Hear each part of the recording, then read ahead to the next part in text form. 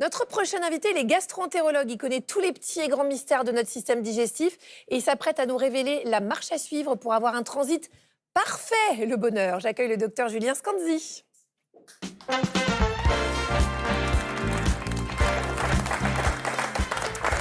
Bonjour docteur, installez-vous. Merci beaucoup d'avoir accepté notre invitation. Vous êtes donc gastro-entérologue. Vous avez coécrit ce livre qui est ici, L'alimentation incroyable, le microbiote, aux éditions Le Duc. Vous êtes un expert des intestins. Dans votre livre, sur vos réseaux sociaux qui sont hyper riches, vous répondez à plein de questions du quotidien. Et donc, on en a plein à vous poser. Donc, ça tombe bien. Merci beaucoup d'être avec nous. Je voudrais savoir quels sont les aliments amis du transit et ceux qui le ralentissent, une bonne fois pour toutes. Alors, pour les aliments amis du transit, Abigail, on a juste parlé juste avant, puisque c'est un peu ceux qui chouchoutent le microbiote aussi. C'est les fibres. D'accord. Les fibres, on va les retrouver dans des aliments végétaux, notamment les fruits, les légumineuses qu'on a tendance à oublier. Légumineuses, c'est lentilles, pois chiches, etc. C'est ça? Oui, tout à fait. Lentilles, corail, haricots secs, etc. Les céréales complètes, les graines, tous ces végétaux-là. On n'en mange pas assez du tout. Les Français en mangent en moyenne 15 à 17 grammes par jour, alors que c'est recommandé d'en manger 25 à 30 grammes par jour. Donc on a encore beaucoup d'efforts à faire. C'est quoi 25 ou 30 grammes qu'on se rende compte? Alors c'est par exemple un plat de légumineuses sur un des deux repas, c'est des céréales le matin, c'est des légumes pour accompagner également les plats. Donc ça c'est peut quand être des même graines en accompagnement. Donc oui, il faut quand même se donner la peine d'en manger, mais c'est largement faisable. Il y a des populations qui mangent 40 à 50 grammes de fibres dans la journée, donc on peut le faire. Oui, c'est ça. Alors moi, j'avais entendu qu'il fallait manger au moins 20 variétés différentes de légumes et de fruits pour pouvoir avoir un microbiote au top. C'est vrai C'est ça? ça, on parle beaucoup des 5 fruits et légumes. Et si on peut faire 25 à 30 fruits et légumes différents par semaine, c'est encore mieux. Ça paraît énorme quand même. C'est beaucoup, ça demande un petit peu d'exercice au début, puis après on s'y fait. Et en fait, plus on va manger varié, coloré, plus on va apporter des choses différentes et bénéfiques pour notre Mais santé. les épices, les petites herbes, ça compte. Alors ça compte pas vraiment comme des fruits et légumes, mais c'est très bien aussi les aromates pour la santé, bien sûr. Bon, on va continuer à parler des amis du transit. On en pense quoi des eaux minérales dont on dit qu'elles ont des vertus anti-constipation et tout ça? C'est Alors, vrai ça? eh ben, c'est pas forcément faux. Effectivement, les eaux minérales, notamment celles qui sont riches en magnésium. En fait, le magnésium va faire rentrer l'eau dans le côlon, va ramollir les selles et va pouvoir stimuler la motricité intestinale, donc faciliter le transit. Donc, chez les personnes qui sont un peu constipées, ça peut être une aide. Moi, je conseille volontiers de boire un petit peu ce type d'eau minérale riche en magnésium plutôt que se forcer à boire 3-4 litres d'eau d'une eau plus classique ou de l'eau du robinet. Ça n'aura pas le même impact. Bon, on a bien compris, Sarah. Et oui, j'ai bien compris, j'ai bien noté. Kirby a une question pour vous. Bonjour docteur, on dit toujours que le café favorise le transit. Est-ce que c'est vrai? Alors c'est vrai, pas chez tout le monde, mais globalement, le café va être également un stimulateur de la motricité intestinale, avec notamment le réflexe gastrocolique, c'est-à-dire quand on ingère du café, il va se produire des choses au niveau de l'estomac, on va fabriquer certaines hormones, notamment de la gastrine, qui va aller stimuler l'intestin et favoriser le transit. Et ce qui est intéressant, c'est qu'en fait, ça marche également avec le café décaféiné. En fait, c'est pas forcément la caféine qui va avoir cet effet-là. Mais par contre, l'effet va être variable d'un individu à un autre. Il y a des gens chez qui ça va beaucoup marcher, notamment quand c'est le matin. Je conseille à les gens constipés de boire plutôt le café le matin après le petit déjeuner. Ça va venir renforcer ce réflexe gastrocolique qui est plus ou moins physiologique et faciliter le transit. Voilà. Judith Samamapat, est-ce que vous auriez un massage miracle en cas de constipation? C'est pour une copine? Oui, bien sûr, Agathe. Et vous avez utilisé le bon mot puisque j'ai quelque chose de miraculeux dans ma hotte. Vous allez croiser vos doigts comme ceci et vous allez les placer un peu sous le nombril et vous allez faire ce mouvement de va-et-vient de droite à vous avez gauche vos petits et doigts de gauche sous le à droite. nombril, c'est ça? J'ai croisé mes mains, je les ai posées un peu sous le nombril et on va faire ce mouvement de va-et-vient de gauche à droite et de droite à gauche en exerçant un peu de pression avec la paume de la main. Et là, on vient à nouveau masser le côlon qui ne demande qu'à être massé, qui adore ça. Combien de fois? On fait entre 30 à 40 répétitions. Et alors celui-là, c'est vraiment mon massage anti-constipation qui est redoutablement efficace. Et il vient également détendre immédiatement donc, les organes digestifs, mais aussi le mental. Et ce que je disais, c'est le fameux axe intestin-cerveau. Quand vous vous réveillez avec le ventre gonflé à jeun le matin et que vous êtes un peu désespéré, ça se trouve peut-être dans votre tête. Et le fait de se masser régulièrement le ventre, donc ça détend tout ce qu'il y a. On prend un risque, Sarah, là, attention, hein. On doit finir l'émission.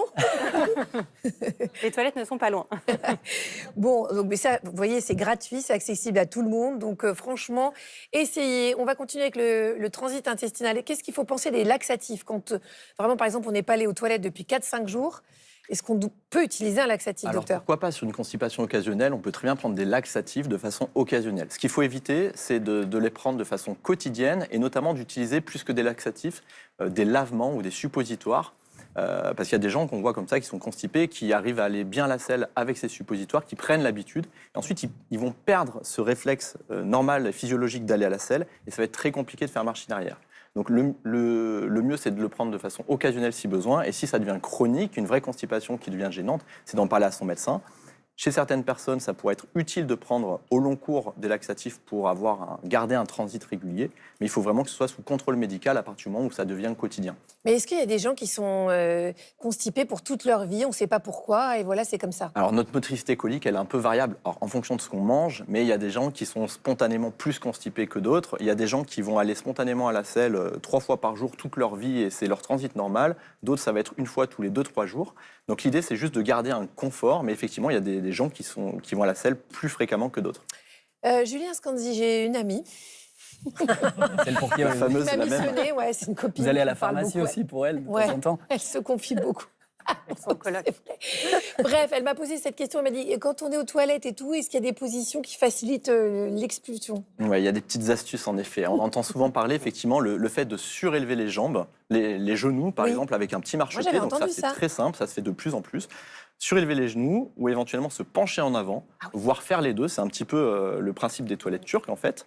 Et ben le fait de se mettre dans cette position-là, ça va venir détendre un muscle qui est le muscle rectopubien, qui est un muscle qui va contraindre le rectum. Et lorsqu'on relâche ce muscle en se mettant dans cette position-là, le rectum s'aligne en fait avec les toilettes et facilite l'expulsion. Donc c'est tout à fait, ça peut être utile pour les gens qui ont un peu de mal, notamment à expulser les selles. Voilà, quand ils sont sur le trône. Donc, Après, il faut clore cette phrase.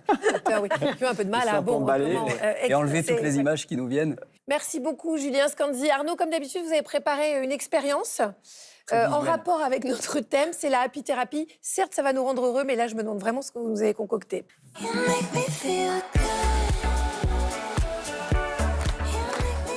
Pour cette expérience-là, je vais avoir besoin du public, et puis vous pouvez le faire chez vous aussi, partout. Vous allez fermer les yeux, vous allez visualiser des toilettes à la turque, et vous allez venir faire un bon positionnement avec moi pour faire vraiment ce qu'on a dit tout à l'heure. Je plaisante bien évidemment, je vois les regarder. On attendait la suite. On est ouvert. Mais j'ai vu, je me suis dit, mais ils vont me croire, jusqu'où vont-ils me croire? Non, en fait, ça va être bien plus simple que ça, c'est-à-dire que j'ai rien trouvé de mieux que vos conseils, Judith. Donc, est-ce que vous accepteriez de me rejoindre? J'ai regardé votre compte Instagram, j'ai scrollé et j'ai vu un geste que j'ai essayé à la maison et qui m'a semblé tout de suite porter ses fruits. Donc, si j'ai bien compris, vous mettez vos mains comme ça et on Exactement. descend du haut vers le bas. Du haut vers le bas, avec la face externe de vos mains. Vous allez vraiment faire ce mouvement de lissage, donc du haut vers le bas. Il faut se lever, donc si le public, si vous avez envie de faire ça avec nous, vous pouvez vous lever. Mais alors, ça, c'est pourquoi précisément? C'est pour Alors le ça, transit c'est mon petit massage SOS qui est vraiment bon pour tout, qui permet de, en fin de journée, relâcher toutes les tensions qui se sont logées dans le ventre au fil de la journée.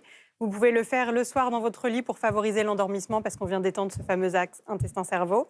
Et on améliore vraiment tout le transit, on relâche les ballonnements, les gaz et c'est le moment de vraiment faire du bien à son ventre. Il est très simple, donc on n'a pas besoin d'avoir non plus une habileté folle et pas besoin d'huile, on peut le faire vraiment où on veut, quand on veut et même sur les vêtements si vous n'avez pas envie de soulever votre t-shirt. Si on le fait en couple devant un film, vaut mieux le faire ensemble. C'est mieux, ça crée des liens très Et forts. en plus, on n'a pas l'air ridicule, on a l'air d'être un couple normal si on fait ça à deux. Exactement, bien évidemment. Voilà. Eh bien, Merci, écoutez, hein. on a tout noté. Merci beaucoup, Judith Samamapat, de nous avoir montré vos meilleurs automassages. Évidemment, vous le faites sans modération. Je rappelle que vous avez publié le livre « Je prends soin de mon ventre ». C'est aux éditions Erol. C'est celui-ci. Et puis, merci aussi à vous, docteur Julien Scandzi, gastro-entérologue, pour les informations que vous nous avez données ce matin. Vous êtes le co-auteur du livre « L'alimentation incroyable, le microbiote ». C'est aux éditions Le Duc.